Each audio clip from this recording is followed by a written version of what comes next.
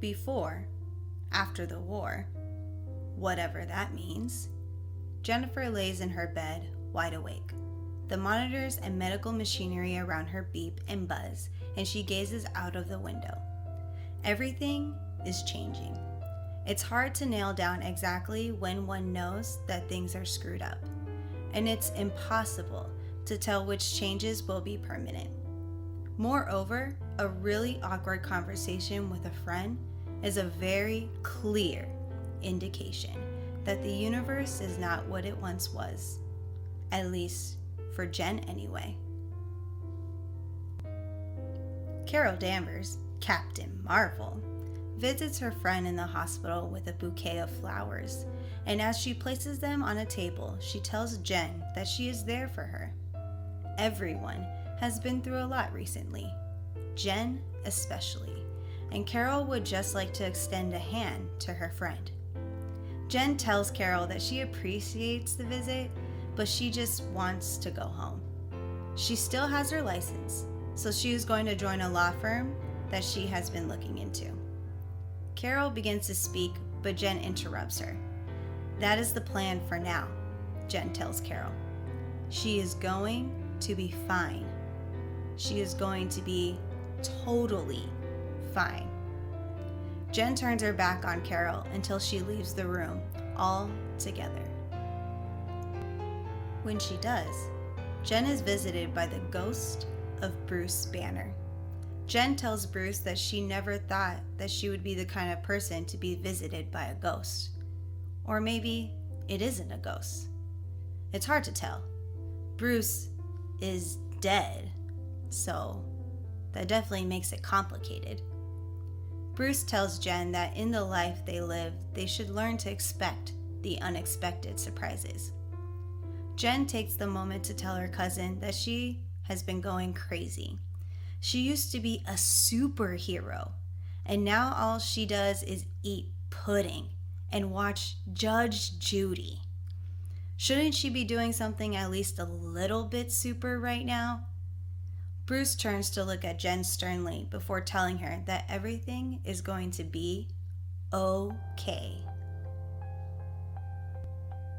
What does that even mean? Jen asks, but Bruce just repeats his statement.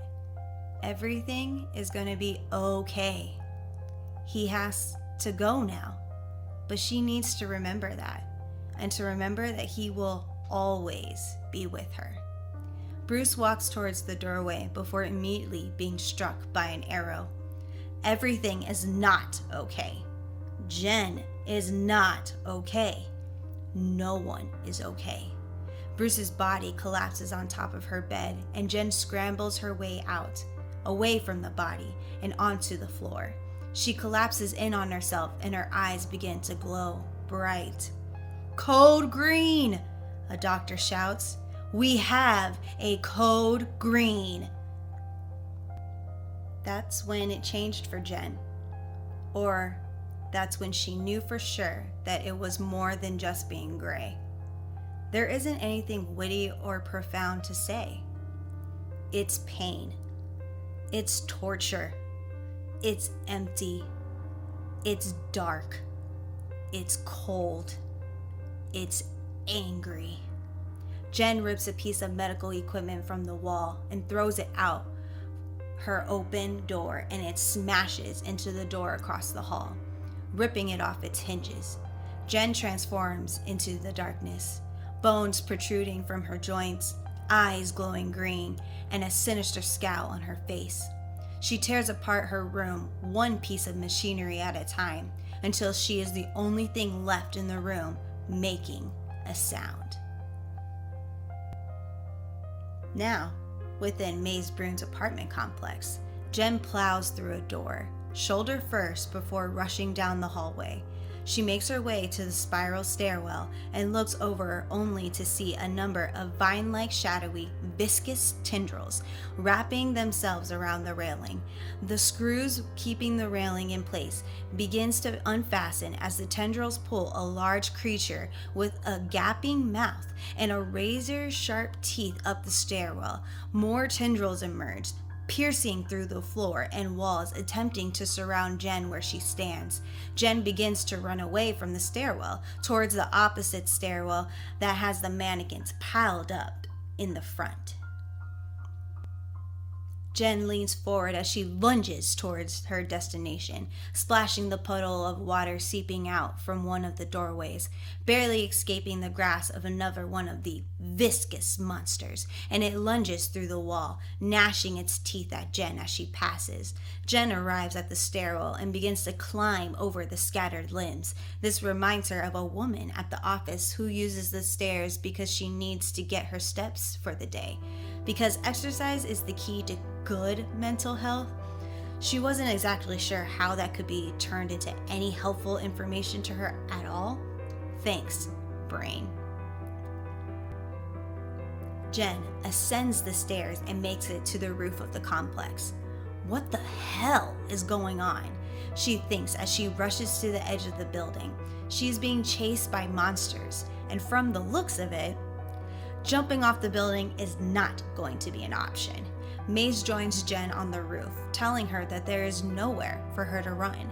She is in their world now, and they are protected there because they have to be, because of how the world is. There was a time that Maze believed in the world. Even her business partner seemed like a good person, but he wasn't. He sent men to hurt her. He hid his bad, and Maze didn't see it until that night. She saw it under the mask of his monsters. It hides everywhere, Maze tells Jenn. The badness of the world, it hides in people like Jenn. Jenn apologizes for not being able to protect Maze. She apologizes for everything that is happening. But this, whatever this is, it's not helping.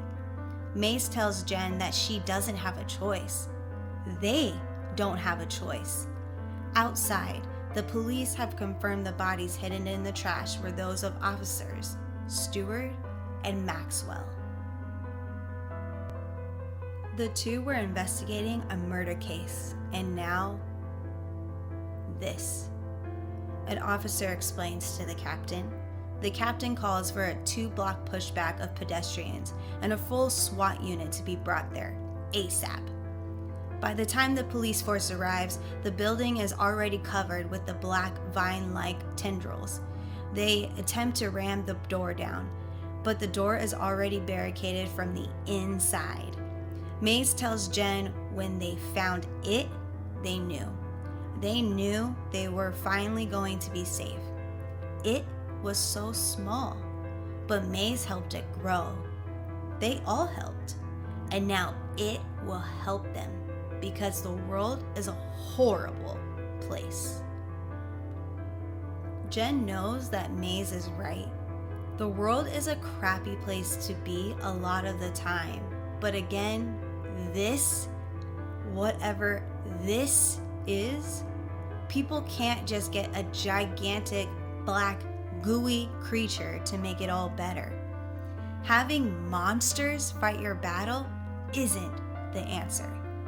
But Maze tells Jenn that the creature is their only protection, their only hope in the world.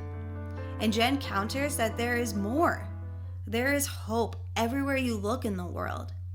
Maze's face scrunches, and she remains silent for a moment before looking Jenn in her eye and calling her out on her bluff. Maze can tell. Even Jenn doesn't believe the shit she's saying. Okay, maybe she doesn't. Maybe hope seems really, really far away right now. As the first of the monsters, formed together by trash and dirt, lunges at Jenn, she is barely able to dive out of the way in time. Okay, new plan, Jenn thinks. She just needs to turn into the thing that can beat whatever this thing is. Jenn closes her eyes and grits her teeth, and nothing happens. She's not changing. Why is she not changing? The creature grabs Jenn within its massive hand and prepares to slam her against the wall. Jenn screams out in terror of what's to come, and amidst her screams, something snaps. No matter what happens, Jenn, everything is going to be okay. Bruce's voice rings between Jenn's ears, and she realizes that he lied. Jenn's eyes turn black, and her pupils glow green. Her skin fades to gray. Everything is not okay. She is not okay. No one is okay.